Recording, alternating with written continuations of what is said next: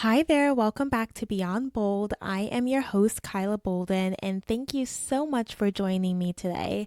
I really appreciated everyone who has been tuning into the podcast for these last couple weeks. It's been really great to hear you guys' thoughts, and I'm super excited to announce today's guest.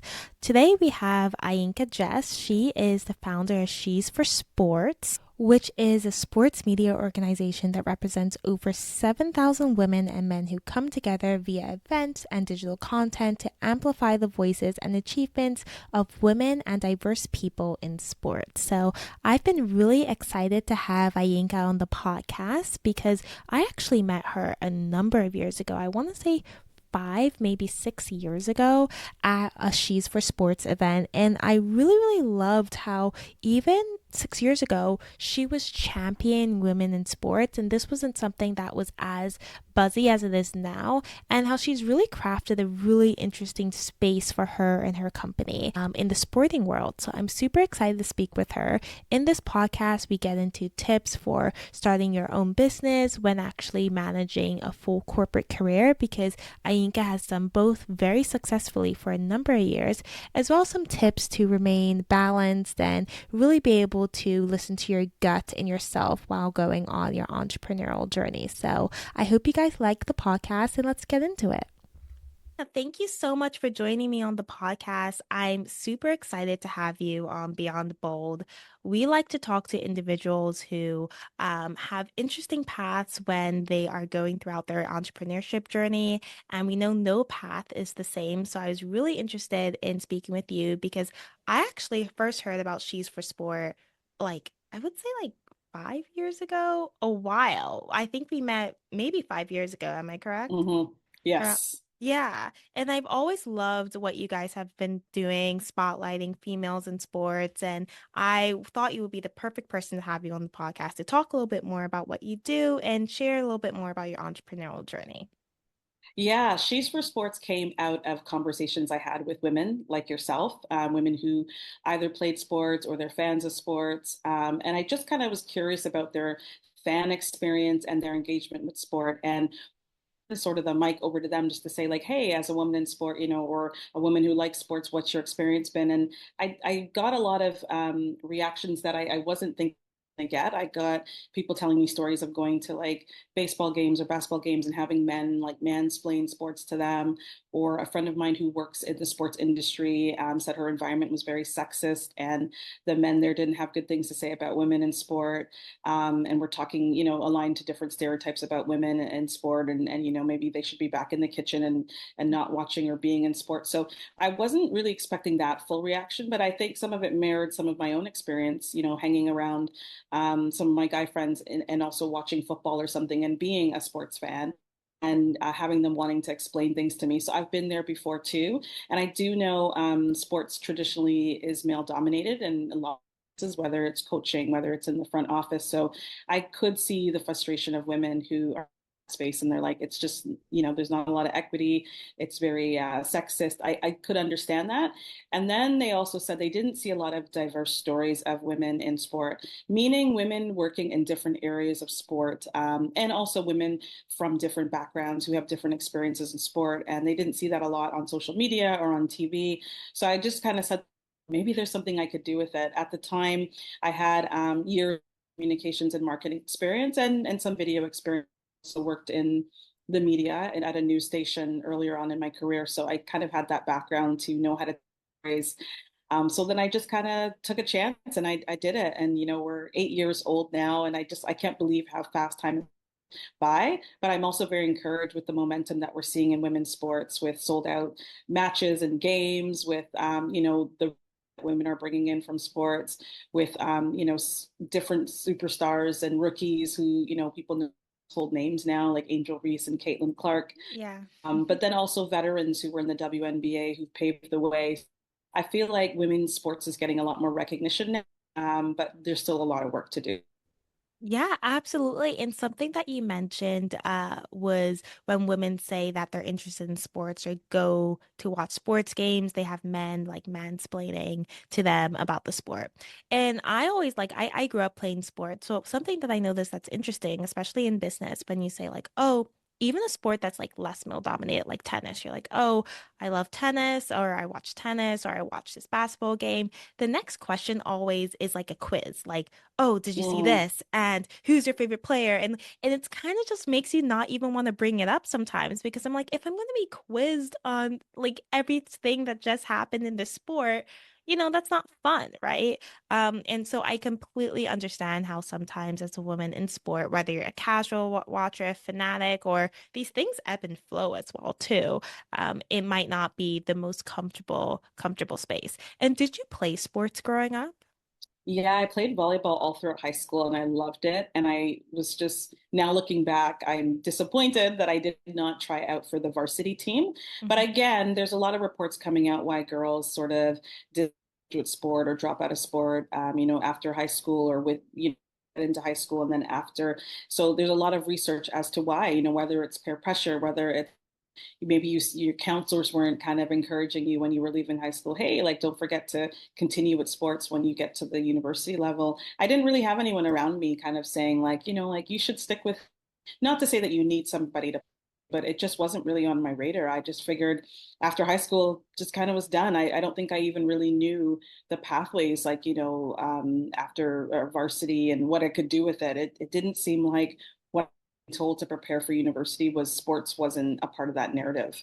But Mhm. now looking back, I'm like, I wish I did and I had more awareness, but it just wasn't there. I think for male students, who were in sports, like definitely the coach is telling you like, don't forget to try out, or like maybe they have a buddy that they can call. But I didn't have that. I didn't have that around me. So Yeah. I could see why sometimes girls kind of don't continue on when they get to university. It just seemed like everyone was saying study hard, don't party too much, and maybe take a gap year if you need to. But the sports piece, I really remember that being like championed around me. But yeah, and I think there's definitely always a lot more education when it comes to the male students to get them on that Mhm. pipeline as well too, rather than female students. Getting recruited to college seems to be way more intricate than a lot of us would Hmm. think, and women are often not supported in throughout that process. So I love that you started She's for Sports. Well, I don't say started because it started a while ago, but tell me a little bit more about like that moment when you're like, okay, this is something that I'm doing and I want to keep doing it. Like I want to establish this as not something I do as like one off or maybe just for right now. Like this is going to be part of what I do for my career and it's going to grow. Yeah, I think it all started to kind of come together a little bit more within the fifth year. Hmm. Fourth, fifth year, that's when, we've built up a community. People have seen our content, our work. They know what we're trying to do is authentic, that we're really trying to amplify and raise the voices of women in sport. And also there's another piece that, we've included is to try to increase the participation of girls in sports. So we started to notice at our event that parents were bringing their children. I remember a father brought his daughter. She was like 6 years old and she had a teddy bear, and it was so cute. But I went up to him after the event and just said like, how did you see this event or what brought you here? And he said, I just want my daughter to see role models. Now the women on the panel, they were in their like mid 20s to like late 30s, and his daughter's only 6. So that was really touching for me. But it also showed that there's a gap and there's a need for safe spaces for, girls and women to come together to talk about sports, talk about our experiences. Especially in a big city here in Toronto. So we started to see more people bringing their kids. We started to see more young people who are like 25, 23, getting, just finishing sports management and wanting tips on how to navigate their career, or athletes who were going to be segueing into like a 9 to 5 job and wanting to hear from these women who work in the front office or more of a corporate sports base. So we started to grow our following. And then fourth, fifth year, we started to get interest from sports leaders on wanting to partner with us and sponsor some of our events. So I think that's when we really saw the ball rolling and we said, we knew we always had something, and women's sports is a very niche space in the sense of when we started 8 years ago. Yeah. Now it's becoming a little bit more recognizable, and people understand the value that women bring to sports at different levels. So people are starting to invest and put a little bit more money in it. But yeah, that's when we started to see the ball rolling, when our community started to grow, when we started to see different audiences show up. And then when we started to see our, sports allies and sports organizations wanting to partner with us on events and content.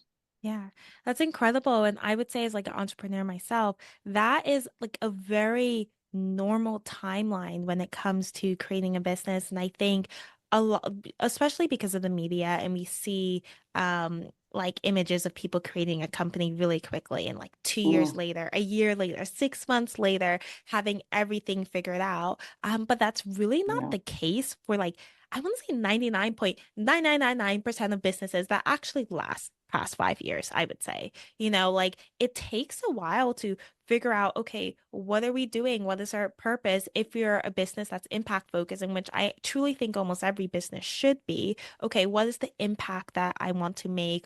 And then also then, okay, what is the business model? How can I do this in a sustainable way? That is not something that takes 2 years. It's not something that takes 3 years. It takes several years typically. And then the world changes, right? And then you Hmm. have to kind of start over again and keep on innovating. So I honestly believe when we talk about startups, I think they said like a startup is, I think they were like only their first 5 years as a startup, and then they moved to like 10 years. And I'm sure it will change and change and change because the world moves so quickly. If you're not kind of reinventing your company every like 3 years, I would say maybe 5 years, then it's dangerous not to, reinvent and pivot and everything. Yes. Yeah. And Yeah. that got me thinking about obviously throughout your entrepreneurial journey, there's ups and downs, but Hmm. what are some of the challenges that you faced maybe early on or maybe not even early on when it comes to She's for Sports, and how did you overcome that? Yeah, there's been many moments where you feel like you have imposter syndrome where you're like, what am I doing? Because I didn't go to school for business. And most entrepreneurs are learning day by day, right? Yeah. And learning and failing or making a mistake and then trying to get better. So very early on when we held our first event, I remember going to a venue and they told me what the cost was. And I was like, okay, well, I don't know if it was like $2,000 and I just paid it. And then my colleagues were like, you should shop around and like you should Hmm. have also not bargained, but negotiated with them. You're a startup. Like, Yeah. like, is there anything that you could have done for them in terms of something in kind, whether it's like promoting some services that they offer Hmm. or working something out and negotiating? And I didn't do that. I was just so excited to get a space. And it was a beautiful space, but at that point, just starting, they're like, you shouldn't have been dropping that much money. So I think you learn about things like that. And obviously, I never made that mistake again. Hmm. I think COVID was challenging for us Oh too, like yeah. everybody else. So we started out like the first 2 years, lots of content across our social media and our website.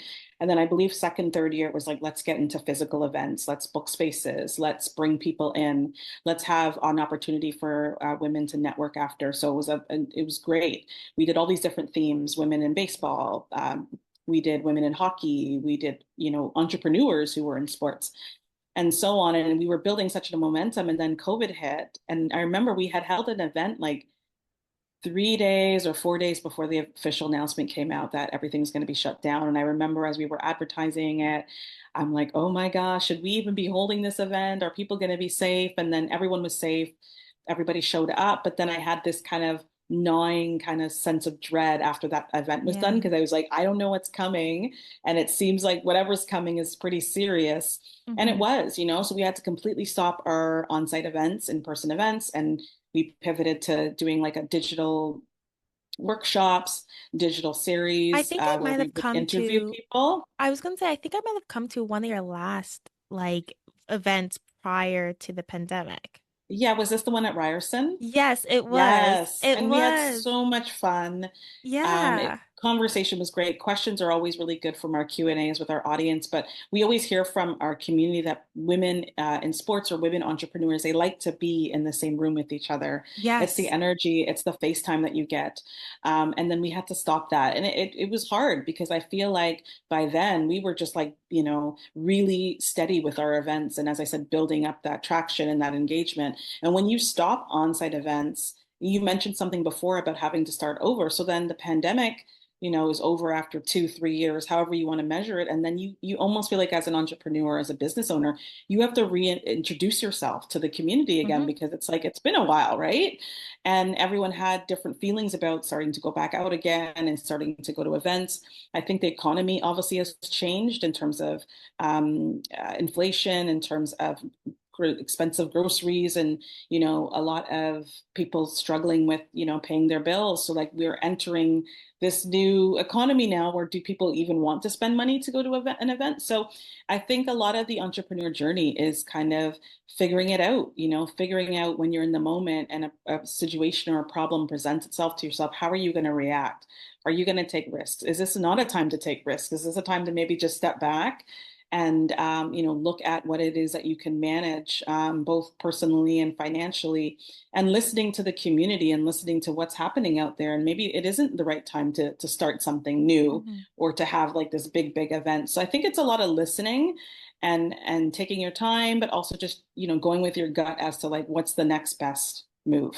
Absolutely. And I love that you mentioned going with your gut because I always think as entrepreneurs, if we were just to make decisions based on our gut and what we felt was the right direction and block out a lot of the noise, you would get to where you want to get quicker rather than taking in so many different ideas. And I especially think women entrepreneurs are I over mentored in some ways. Like a lot of people are telling us you should do this, you shouldn't do this. Oh yeah.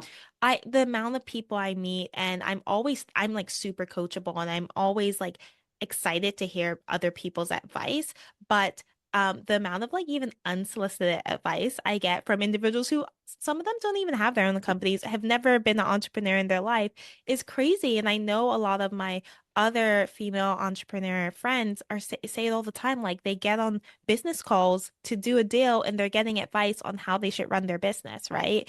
And I think for us, if you just went with your gut and thought, okay, like, how can I do this in a way that like feels authentic to myself? A lot of times we'll get to where we need to get quicker. Yeah, and no one knows your business the best way than you do. I think it No is good to one. take some advice, as you said, and be coachable, but you know your business and other people don't. They weren't there Yes. with you when, you're late nights trying to figure it out. They weren't there with you on day one and day two. Sometimes people like to give advice as you start to scale and as you start to Mhm. become a little bit more successful, but they weren't there Yeah. from the ground up, right? So Yeah, and I think it's also important, like when we have impact focused businesses like ours, keeping in mind the advice that you're getting.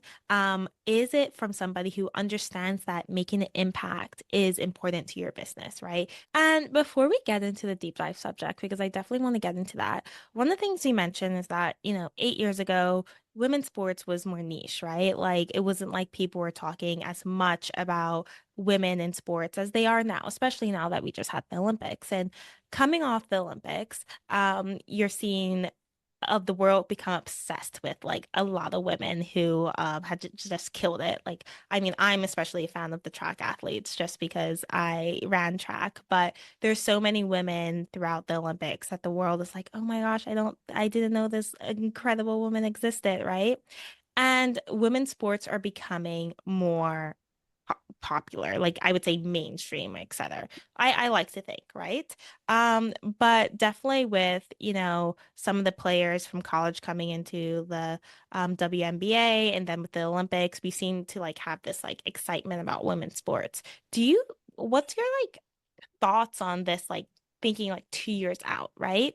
Do you see it like the excitement continuing like it is? Do you see it ebbing and flowing? What do you think are some of the factors in that? no, it's a really good question. And when I started She's for Sports 8 years ago, I remember pulling some research online because that's my personality as well. I knew I was going to get into this space, but I was like, I want to read about, what's going on, what is industry saying about women's sports. And 8 years ago, and I mean, maybe these reports and the research was tracking towards this, but I do remember reading one specific report 8 years ago, and it did actually identify women as the next fan base or the next sector that sports should be, investing in, and also on the other side, an area where sports would get revenue from. there was a lot of reports, and it wasn't just that it was saying women would be interested in women's sports. It was saying men are going to be interested in terms of the watching, tracking all the viewership, that men would be interested in women's sports. So there was a lot of reports that I had read 8 years ago that was tracking to this space that, women's sports, women's fandom was going to be that next space. So I've heard a lot of people say who work in sports that they've read it too, but they didn't think it was going to happen so fast. And you never know. Timing is everything. Everything, sort of happens in place as things get set up. But, I come off the heels of companies like Canadian Women in Sport. They've been around for 40 years. I'm sure there's been companies in the States that have been, promoting women's sport, telling these stories, coming out with research. So, I feel like I'm on the heels of people that were doing the work. I agree with you. Now it's in front of everyone's eyes. But I also think it's a lot of things that have lined up. Like technology has accelerated so fast, and social media. So now these athletes, their stories, we can have access to them. There's not really a barrier to get access. Everybody pretty much, most people have a phone, I should say, because I know that there are, some people in life where technology, they don't have access to it, but there is a large population of people that have access to their phones, access to their iPads, access to other things where they could watch women's sports. And I could also say, even with the Olympics, it was on, restaurant screens, it's outside, it's on billboards. So the more we see it in front of our eyes, the more we have access to it, the more people are going to catch up and say, like, women have been in sports for centuries. Mhm. They were always great, but the Yes. world is kind of catching up to their greatness, like even Mhm. yourself as a former track star, like you were always great, but no one knew about it. No one saw you. We didn't have access to their stories in terms of all the technology that we have. So I think the technology piece is huge. I also feel like in terms of corporate social responsibility, some companies now are using their sponsorship dollars or their social responsibility dollars to invest in girls' sports programs, women's programs, and resources. It's going to take all of us. I don't think we should just be looking at the leagues to fix it, or Yeah. the top sports leaders. I think it's an everybody problem, and it's going to be an everybody solution to really, get women's sports to where it should be. I mean, when you look at some of the leagues that have passed, whether it's MLB, NBA, like they had to grow. And Hmm. in the NFL, they had to grow over the years. And I find sometimes people don't give women's sports the same grace to grow That's true. organically, right? We just think, okay, women are starting this thing and it has to be profitable by tomorrow. And then you see all the trolls saying, the WNBA is not making money, or this thing isn't making money. And Hmm. they seldom forget that male sports had to grow as well. And I'm not saying grow over 3, 4 years. Some of them had to grow over 50 years, right? Yeah. Or up to 50 years. So and beyond, because I believe the NBA a couple of years ago just celebrated their 75th anniversary. So Hmm. it takes a long time, and people need to be patient. People need to give it grace, but it is such an exciting time. And as I said, we do have to remember the people that were doing the work from way before that didn't get any shine. And now that the confluence of technology, of the economy, Hmm. of companies wanting to invest, and fans demanding for this content, because it's also driven by fans. They want to see what their athletes up to. They want to follow along these great sports that they follow, and they want to have easy access to it. So it's a lot of things that are like, that we're brewing and building for us to be in this moment now. And I Hmm. really feel that we need to keep our foot on the gas pedal, because I also talked to some people who said to me, this one NHL guy, I was at a conference or I was at an event, and he said to me, "Oh, I'm so glad you started Shoes for Sports and you caught in on the diversity trend, or the trend, early on." And I don't think women in sports is a trend. I Yeah. think we've always been here. People have been here before me, but now it's like we're really telling people, you're catching up now. You're catching up. This has always been great. And now we need everyone to sort of rally around it. So Yeah. yeah, it's interesting. Some people still think that, oh, like, It's is this just having a moment? But I'd like to echo Kim Davis. She's an executive with the NHL, and she says it's not a moment, it's a movement. And hmm. I've seen people coin it, but she was kind of the first person I heard that from. Hmm. And it is a movement, and movements take time to grow. And movements bring the right people together to grow whatever it is that you're trying to grow. Yeah, absolutely. Yeah, and completely not a trend. I don't like sports isn't a trend, no one, neither is women. Like, you know, so it should make perfect sense. But I definitely see how some people, you know, could think that. And I like what you mentioned about giving this women's sports grace to actually grow, you know, and it not needing to be an overnight success, Yeah. because I think that's also very much true when it comes to business as well too. And we see a lot of like, you know, women successful entrepreneurs that grow companies, and then let's say the company fails. A lot of companies fail, and then that woman is villainized rather, Yeah. and is like they shouldn't be in business. The amount of op-ed articles written about them, it's like crazy. Meanwhile, a lot of our favorite billionaires feel that several companies before they actually made it big lost hundreds of millions of dollars, like not even Hmm. exaggeration, and took like 10 years of just pumping money into something before they even made a profit, right? So I always caution like especially like women entrepreneurs that these things take time, and they take time for everyone. It's just like the media likes to make us be perfect from day one, and you know nothing good can be perfect from day one. Oh, no, no, we're all on this growth journey. And as I said, what is exciting now is we've had lots of large announcements with the PWHL. They Mhm. had a very successful season. Most of the seats sold out. Well, Toronto, I know, sold out because people were telling me, "How did you get tickets?" And I Mhm. even went to Montreal to watch a hockey game, women's hockey game, and so much excitement, so much buzz, such a great community. And they've got lots of sponsors, signed up for this new season, this new year. And it's exciting to see. I think a lot of it is seeing young girls in the stands going, that could be them one day on the ice. Yeah.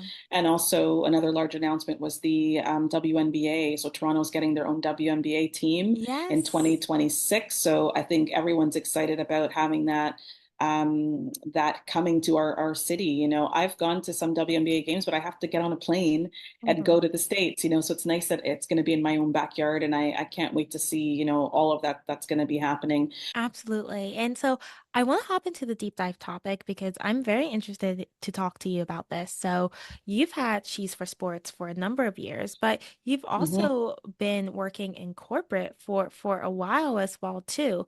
And oftentimes, women who want to start businesses or who do start businesses think there's a lot of pressure to be completely full time from day one, right? And I would love to talk to you a little bit and ask you about your experience managing both. Like, how did you balance, and what was your thought process behind, like, okay, this is something that I'm going to do alongside growing my career in other ways? Yeah, I think for every small business owner, entrepreneur, you have to figure out like sort of what capacity you have. You have to figure out what type of model of business you want, but also in the back of your mind, know that just because maybe you're doing something the first 4 years, your business can scale and grow and things might change. For me, what worked was having a full-time job and also being a part-time entrepreneur. There's lots of entrepreneurs who bootstrap. And for your audience, that's just kind of taking your own finances to boost and build your business. Sometimes it's maybe holding an event and just breaking even so that you're not like, dipping into your savings or your finances, but or working with an organization and doing like an in-kind sponsorship where they're giving you something in kind for the services that you provide. So I think there's a lot of different options. And then, we segued, as I said, or we transitioned in after 5 years into securing sponsorships where companies would give us money to develop a video series on women in sports or to hold a specific event tied to a theme that they were trying to promote. So there's different models for different people. I just think you have to find the right thing. I've heard of other women in sports who go through angel investing, and I think you had done a round of that. Mhm. So and some people do a round of investment with family members. Maybe there are family members who believe in your cause and have some extra cash that they don't mind, not having for a while until you build your business. So there's lots of different examples. But for me, in the beginning, it was a lot of bootstrapping, and then it was a lot of our sponsorships and our partnerships. And money starts coming in, and you start to figure out how can you scale in your business, and what do you want to do next. But I would say one size doesn't fit all, and maybe sometimes you have to try a couple of different options to figure out what works for you. But for me, working has definitely helped. I think you look at things that are beyond your control, like COVID, like the Yeah. economy, some things you can't plan for. So sometimes if you have a bit of a cushion, or you might have like another part-time job, or also an entrepreneur, your part-time job could help keep you afloat if the winds and the economy changes, Hmm. right? Yeah, absolutely. And then from like a personal level, how did you go about balancing both, right? Because, you've been very consistent with She's for Sports and having another full career. So how did you go about actually balancing it? It has not been easy, I will say that. There are a lot of sacrifices. Sometimes maybe if you have big plans on the weekend and you want to go out, maybe you can't. Maybe you have to work on Hmm. your business. A lot of it is just, maybe sometimes on lunchtime you're taking lunch meetings for your business, or you're working on a social media campaign at lunchtime, when you have the lunchtime free time from your corporate job. So there's lots of sacrifices. Maybe it's longer nights and no weekends that are just to yourself. But I think what helps me balance it out is I tend to try to write my things down as what's the priority today Hmm. and what's something that I can push to another day. I also am a big believer in getting out of your home or your co-working space and walking outside. I take Yes. lots of walks. I do go to the gym when I can. I started doing this Pilates bar thing at home, and I mix up Hmm. my exercise fitness routine, but also road trips. And if you can afford it, I know some people, this maybe they can't. For me, definitely taking a trip once or twice a year helps to step back, be in a different environment, get on a plane, not think about business at all. So it depends on, how you can fit that sort of rest and relaxation into your business. I know for some people, there's just they can't, but I think Yeah. there's a way you can do it. Whether you pack your own picnic basket and you find a park in your city and you go, or you and invite a friend of yours to come for a bite to eat somewhere, or you like to ride your bike and then go to your quiet place and have an ice cream. I think that there's a way we can all find joy, even if it's joy on a budget. Hmm. Absolutely.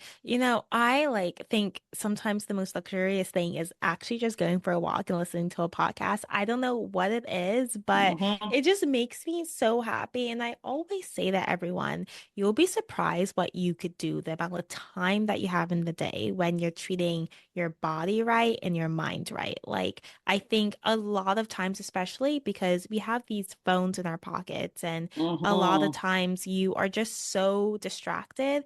And then the amount of content and information you're consuming passively is dangerous. Like, I know there's kind of no way for anyone to cut it out completely, but if you're thinking about like scrolling through TikTok, you're not even in control of what you're about to see and how that might throw your mood off or take away your focus, etc. Like it's mhm, we have so many thoughts going around. So the more you could treat your mind properly, your body properly, get rest, go on walks, things like that actually allow you to have more time in the day.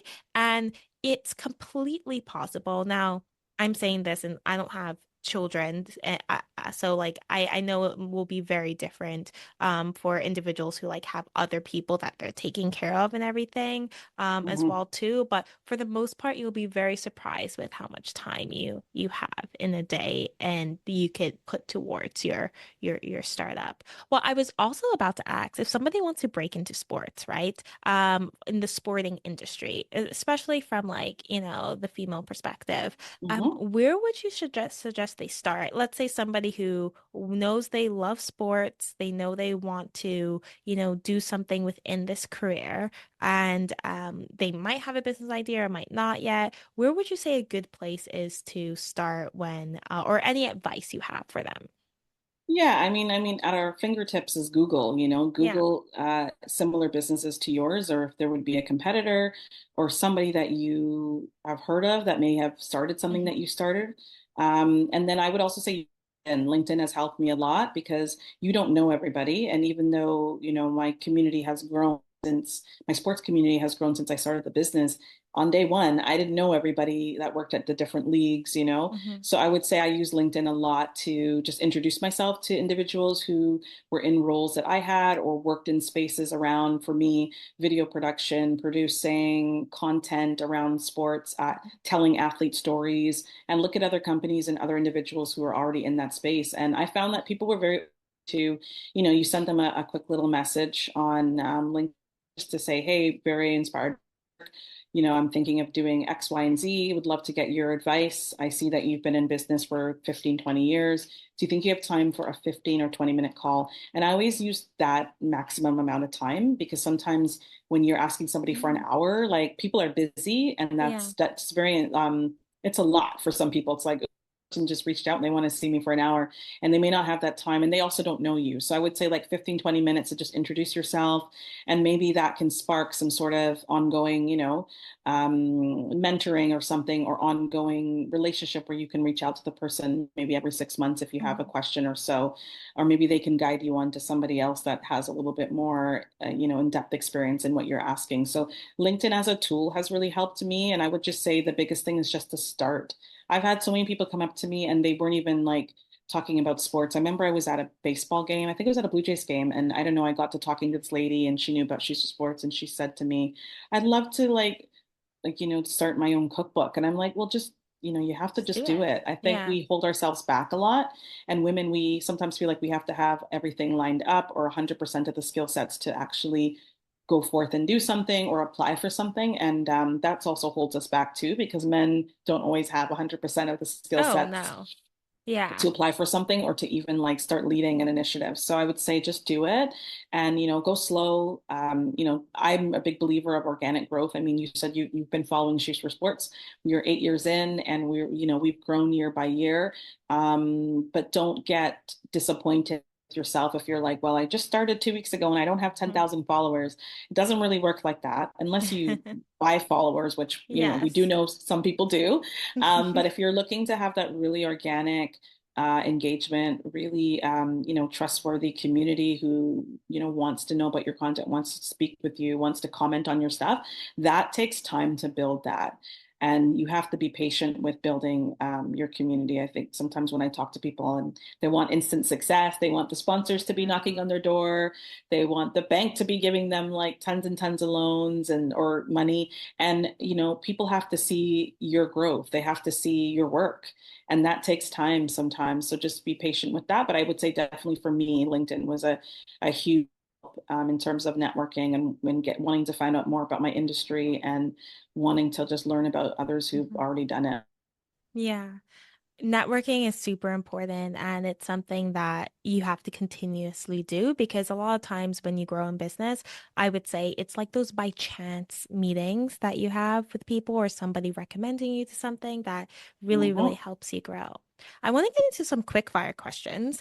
Yeah. So what is the unpopular opinion that you have about either entrepreneurships or women in sports? And so, for instance, I'll give you an unpopular opinion of mine. This is like an unpopular opinion that I have that oftentimes, and it's more, it doesn't happen to everyone, but sometimes you get on a call as a female entrepreneur and they're like, are you really the owner? Are you really the, like it's really, really annoying. Like the amount Mhm. of disrespect, it's crazy. But it happens so often that I don't think it's something that I need to complain about because if I'm going to complain, I'm going to be complaining about it every single day and it Mhm. ultimately hurts me. So like my Mhm. unpopular opinion is like when it comes to those things, I do the work to help like change it from like a larger perspective. So maybe it's like helping other women, maybe it's like bringing awareness to like female women in business, but I'm not going to sit at home every day upset about like kind of like the disrespect some like us as women receive on a daily basis when it comes to entrepreneurship. So like I guess don't complain is like my unpopular opinion. More to yourself if that makes sense. Yeah, I think it's just managing the comments, managing the Hmm. disrespect and sort of asking yourself, well, how do I want to address it? Whether it's something you're addressing internally with yourself, or maybe you're addressing it with the person after the call, Hmm. or just asking yourself how much energy do I want to put to this thing, Put to right? That's this going to role, yeah. upset me every day, right? So I think it's also asking yourself that, because some things it's not like, people always say choose your battles, but I also feel like it's like choose your pain, Yeah, right? exactly. Like, Exactly. how much pain and agony are you going to keep on holding on to, even though it's not fair, it's not right. But I Hmm. think there's something to be said about our reaction after things like that happen. And don't get me wrong, I've had the disrespect, I've had, in my own career working with people that were racist, and Yeah. it's hurtful. It's hurtful and it's almost like trauma. But Hmm. you get to a place where you're like, well, how do I want to feel down the line? And like, is there anything I could do in my control to not let that really Yeah. impact me or get me down? But I think we're all human, so we all kind of figure it out the way we figure it out. Hmm. But one thing that I don't like is a misconception or just a belief that some people have with women's sports is that they think it's a charity. So it's like, we'll just give you a couple dollars, or we'll just invest a little bit because we're helping you out. And it's like, no, women's sport is a sector, it's Hmm. a viable business. There is value. The athletes work just as hard. The women athletes work just as hard as the men athletes and any other athletes, however they identify themselves. Um, have a lot to offer in sports, and it's not a charity. So no, Oh, thank you. wow. I never Um, thought yeah, about that because yeah, yes, a lot of people do, and nobody looks at um men men's sports, but like, yeah, men's no, sports as a charity. And the fact that they're like, oh, this is like a good cause, it kind of de devalues it it does. completely. It does. Wow. And Wow. it's the same kind of, and maybe it's not equivalent to this, but as a person who's Black and has lived Black experience, sometimes you'll go to companies and they'll say, well, not even as a person's Black, somebody who's BIPOC, they'll say, well, we're going to invest in DEI because it's good for the business, and Hmm. we've seen all the research that your revenue goes up as a company if you hire people who are like BIPOC, and it's like, the outcome of you making money shouldn't be why you're going to hire me or that you want Yeah. me in your office. So we don't also want to be looked at like a charity, or like Hmm. we're just going to get you money. Like, we have value as women, no matter where we come from. We could probably run your business better than you are doing Hmm. right now. Yeah. So I just think, yeah, the whole like looking at people as charity, or like, oh, I'll just help you because it's a trend. Also, I need to kind of give you some sponsorship money because everyone else is doing it and I don't want to be left behind. So I think intention is important. And I think, women's sports will grow, but we have to have the right people at the table, and the Yeah. right people at the table in corporate spaces, in C-suite spaces that can make the right decisions. But in terms of me and like how I operate, I don't want to be working with someone who's just like, well, I'm going to just give you some money because as a woman, it's Yeah. it's the No. right thing to do, or it's the trendy thing to do right now. I don't want that. Like, Yeah. I want you to look at me as an equal individual, as a community person, as someone who has some value to offer, Hmm. somebody who, should be getting respected and be given inclusion and equality just like yourself, right? There's no Absolutely. difference. So yeah, it's a very interesting times, but I don't like when people look at women's sports as a charity. Oh, wow. Yeah, I completely agree. And another question I have for you is, are you reading a book currently, or what book would you recommend for listeners to this podcast, and why? Yes, I'm like, let me see if I had pulled it up here. So this is one of my favorite books right now. Set Boundaries and Find Peace, A Guide to Reclaiming Yourself by Nidra Glover Tawwab. I hope I said her last name right. New York Times bestseller. And in this book, it has concrete and practical tips on how to set boundaries in different scenarios Hmm. with the people at work, with your family, with yourself. Hmm. And I love practical tips. I love that I can flip the book open and just be like, okay, what did she say here again about setting boundaries? Because setting boundaries for an entrepreneur is really important, Hmm. especially if you are someone that does not have a large team. So She's for Sports, we have like two people that work with us, including myself. And then we bring on a third person if we need to get support, or bring on contract staff. So if you, to your listeners who are starting a business and you don't have a large team, it's really a lot on you. You know, you're looking at the operations, you're overseeing marketing, you're looking at partnerships, and like sometimes it's a lot. So setting boundaries with the people around you, setting boundaries with how people operate and work with you are very important to your sanity, and also will help you be successful in your business. Like if you're everything to everybody and you're drained at the end of the day, you're not going to have time to run your business. So setting boundaries is like very healthy, but I don't think it's something that we always see practical tips on, you know? Yeah. Sometimes when people start the conversation, they're like, oh, that sounds like a lot. But this book really gives you practical, real life like scenarios. So she uses scenarios from some of her clients Mhm. that she's been coaching because she's a counselor. And I love practical tips because it's like, you know, an everyday, like this is what you could do. And in no way is it preaching to you to tell you what to do, but it Yeah. gives you that guideline on how to sort of use those boundaries. But I read other things too. I think for me, what helps as an entrepreneur is my devotionals. I have a devotional book that, you know, keeps me thinking positive thoughts Mhm. because I think the world is kind of in a very interesting place now, and I think sometimes when we see some news, it's always bad. So I definitely need to balance out that, you know, what the stuff that's going on me with my environment, and just reading things that are going to be calming and peaceful. So that's Yeah. definitely on my nightstand all the time. And then this boundaries book is something that I reference a lot. Mhm. I was about to ask you, how do you unwind after a long day? Would you say your devotional is part of that, or do you do that in the morning? No, I have a night routine and I have a morning Okay. routine, but the night routine definitely starts with sometimes I have candles, sometimes I play gospel music or instrumental music so that it's just really quiet and peaceful. And sometimes I actually put on some jazz. So, like, those are Mm. sort of my three top genres for the night.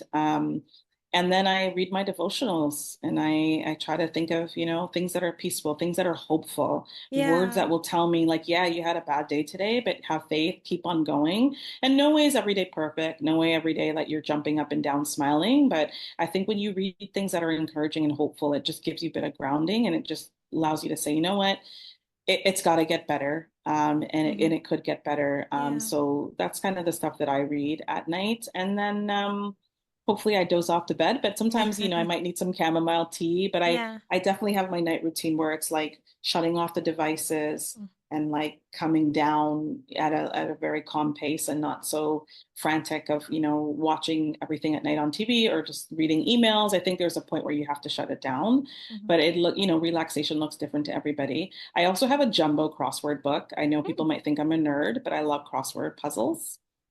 Yeah, that's my jam.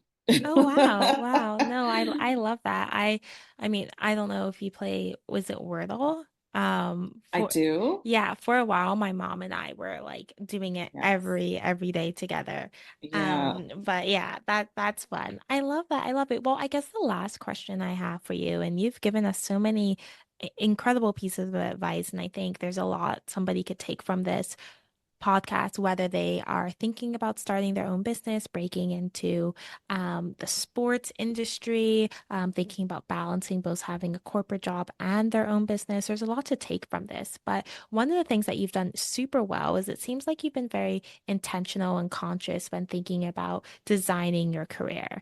And what advice would you give to somebody who's thinking about, okay, like I have big dreams to do this when it comes to entrepreneurship, but I also want to, you know, grow in this area in their career. And they might just be kind of like starting at the beginning, or maybe not even the beginning of their career, but starting to actually think about their career less of like, okay, I need a job, or rather than something that, okay, I'm going to consciously like design a career that I love, because you've done a really good job with that. What would the advice you give to them?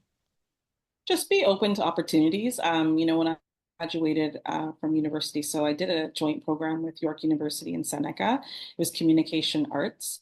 Hmm. And that allowed me to get my English degree and also get a diploma from Seneca College in broadcast television.